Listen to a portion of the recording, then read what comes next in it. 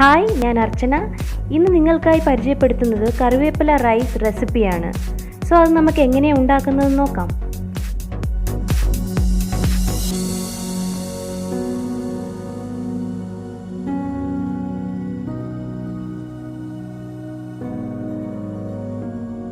So ഇതിനാവശ്യമായിട്ടുള്ള ingredients എന്തൊക്കെയാണെന്ന് നോക്കാം. ഉഴുന്നുപരിപ്പ് 4 teaspoon, കടലപ്പരിപ്പ് 2 ടീസ്പൂൺ, കുരുമുളക് 1.5 ടീസ്പൂൺ, കാഷ്യൂ നട്ട്സ് 10 എണ്ണം,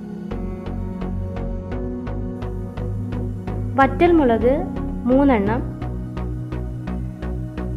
കറിവേപ്പില 2 പിടി,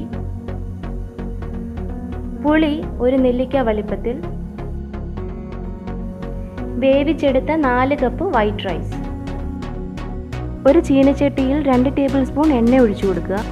ഇതിലേക്ക് 1.5 ടീസ്പൂൺ കുരുമുളക്, 3 വറ്റൽമുളക്, 2 ടീസ്പൂൺ ഉഴുന്ന്, പിന്നെ പുളി മുറിച്ചിട്ട് കൊടുക്കുക. ഇതെല്ലാം കൂടി നന്നായിട്ട് മൂപ്പിക്കണം.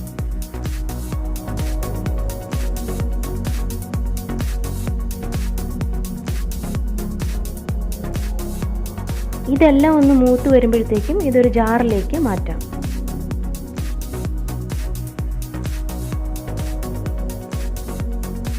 പിന്നീട് അതേ ചീനച്ചട്ടിയിൽ 2 പിടി കറിവേപ്പില ഇട്ട് വഴറ്റി കൊടുക്കണം. ഞാനിവിടെ 2 പിടിയാണ് കറിവേപ്പില എടുത്തിരിക്കുന്നത്. നിങ്ങൾക്ക് വേണമെങ്കിൽ ഇതിൽ കൂടുതലായിട്ടും കറിവേപ്പില യൂസ് ചെയ്യാം. അപ്പോൾ റൈസിൻ്റെ കളറിനും അതുപോലെ തന്നെ ടേസ്റ്റിനും വ്യത്യാസം ഉണ്ടാകും.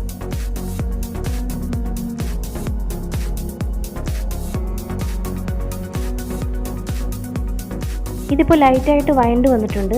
ഇത് നമുക്ക് നേരത്തെ മൂപ്പിച്ചിട്ട് അതേ ജാറിലേക്ക് മാറ്റാം.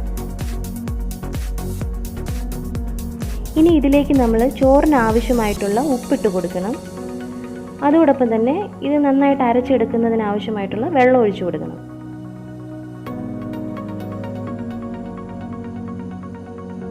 അരച്ചെടുക്കുമ്പോൾ ഈ ഒരു കൺസിസ്റ്റൻസിയിൽ വേണം അരച്ചെടുക്കാൻ. വീണ്ടും ചീനച്ചട്ടിയിലേക്ക് 2 ടേബിൾ സ്പൂൺ എണ്ണ ഒഴിച്ചു കൊടുക്കണം.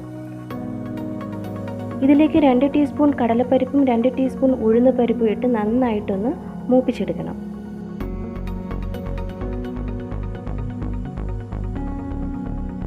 ഇത് രണ്ടും ഒന്ന് മൂത്ത് വരുമ്പോഴത്തേക്ക് ഇതിലേക്ക് കാഷ്യൂ നട്ട് ഇട്ട് കൊടുക്കണം.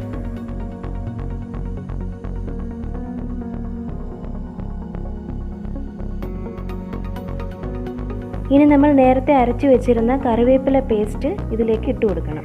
എന്നിട്ട് നന്നായിട്ട് ഇളക്കി കൊടുക്കണം.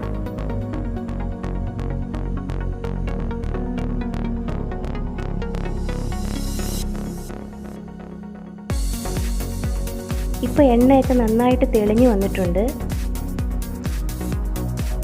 ഇനി ഇതിലേക്ക് 4 കപ്പ് ചോറിട്ട് നന്നായിട്ടൊന്ന് ഇളക്കി കൊടുക്കാം.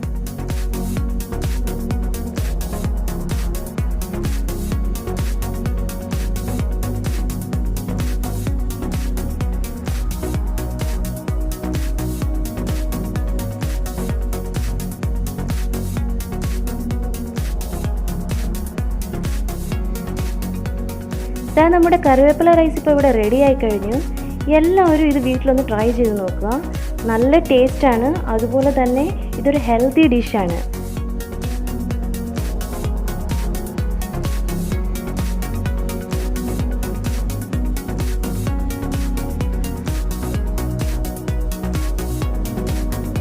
നിങ്ങൾക്ക് ഈ വീഡിയോ ഇഷ്ടമായെങ്കിൽ ലൈക്ക് ചെയ്യുക. അതോടൊപ്പം തന്നെ ഈ ചാനൽ സബ്സ്ക്രൈബ് ചെയ്തിട്ടില്ലെങ്കിൽ സബ്സ്ക്രൈബ് ചെയ്യുക, ഷെയർ ചെയ്യുക.